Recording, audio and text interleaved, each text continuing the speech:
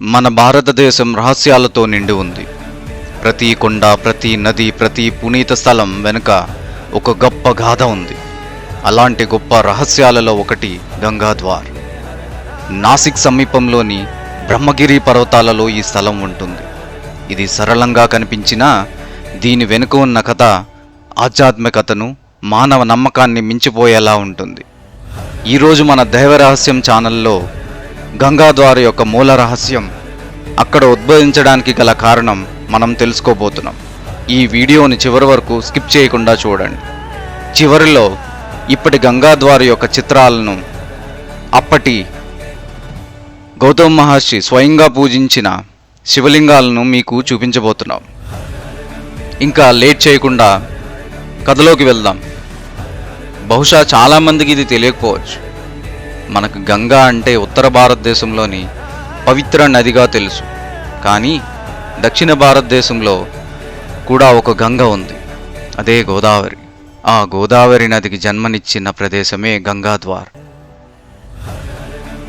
అనేక శతాబ్దాల క్రితం బ్రహ్మగిరి పర్వతాలపై గౌతమ మహర్షి తన భార్య అహల్యతో కలిసి తపస్సు చేస్తూ జీవించేవారు. ఒక్కసారి భూమిపై 24 సంవత్సరాల పాటు కురిసిన దుర్భిక్షం ప్రపంచాన్ని కుమ్మేసింది. ఆకలితో ప్రజలు బాధపడుతుండగా గౌతముని తపస్సుతో ప్రసన్నమైన వరుణదేవుడు ఆయన ఆశ్రమానికి మాత్రమే వర్షాన్ని కురిపించేవాడు. ఆ వర్షంతో గౌతముడు అన్నం పండించి ఇతర మునులను ఆహ్వానించి వారికి భోజనం పెట్టేవాడు. ఆయన సేవాతత్వం అందరికీ ఆదర్శంగా మారింది. కానీ అదే సమయంలో కొంతమంది మునులలో అసూయ మొదలైంది. ఆ అసూయ గౌతమునిపై కుట్రగా మారింది. ఒకరోజు మాయగా ఒక గోవును అతని పొలం వద్దకు పంపించి దానిని మరణించేటట్లు చేసి గౌతముడితో గోహత్య చేసినట్లు అభియోగం మోపారు. గోహత్య అంటే హిందూ ధర్మంలో అత్యంత పెద్ద పాపం. దీనివల్ల గౌతముడు తనను తాను పాపాత్ముడుగా భావించాడు. ఆ పాపాన్ని శుద్ధి చేసుకోవాలని ఆయన బ్రహ్మగిరి కొండపై తపస్సు ప్రారంభించాడు. అనేక సంవత్సరాల పాటు కఠిన తపస్సు చేసి చివరికి శివుడు ప్రత్యక్షమయ్యాడు. ఆయన ప్రార్థనను విన్న శివుడు గంగాదేవిని భూమి మీదకు పంపమని నిర్ణయించాడు. గంగాదేవి శివుడి జటాలాలలో నివసిస్తూ పరవశంగా ఉండేది. భూమికి రావటానికి మొదట అంగీకరించలేదు. అప్పుడు శివుడు తన జటాలాలను భూమిపై బలంగా కొట్టి తాండవం చేశాడు. ఆ తాండవ శక్తితో గంగా భూమిని తాకింది. ఆ స్థలమే గంగాద్వార్. కానీ గంగాదేవి సూటిగా ప్రవహించలేదు. ఆమె అప్పుడప్పుడు దర్శనం ఇచ్చి మాయమవుతూ గౌతముని నమ్మకాన్ని పరీక్షించింది. ఎన్నో ప్రదేశాలలో కనిపించి మాయమవుతుండగా గౌతముడు విసిగిపోయాడు. చివరికి తాను చేసిన తపస్సు వృధా కాకూడదని గంగను దర్పలాలతో చుట్టుముట్టి ఆమెను వెళ్ళనివ్వకుండా చేశాడు.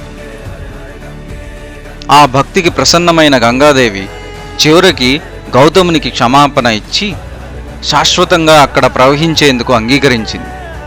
అప్పటి నుంచి గోదావరి నది అక్కడి నుంచి ప్రారంభమై ప్రవహిస్తూ ఉంటుంది. గంగాద్వార్ దగ్గరే మొదటి జలాధార తొలిసారి భూమిని తాకింది. తరువాత కుషావర్తకుండను నదికి ప్రధాన ఉద్గమ స్థలంగా గుర్తించారు. ఈరోజు కూడా గంగాద్వారకు వెళ్ళే భక్తులు ఒక అద్భుతమైన శాంతిని అనుభవిస్తుంటారు. పర్వతాల మధ్యలో ఉన్న ఆ శాంతి స్థలంలో అడుగు పెడితే గంగాదేవి రహస్యగాథలు మన మనసులో ప్రతిధ్వనిస్తాయన్న భావన కలుగుతుంది. ఈ కథ కేవలం ఒక పురాణ గాథ కాదు. ఇది మన నమ్మకానికి, భక్తికి, మరణాంతర దైవిక క్షమాపణకు చిహ్నం. గంగాద్వార్ ఒక స్థలం మాత్రమే కాదు, అది ఒక ద్వారం. పరమశివుడి జటాలాల్లో నివసించిన గంగ భూమిని తాగిన మొదటి గడియ.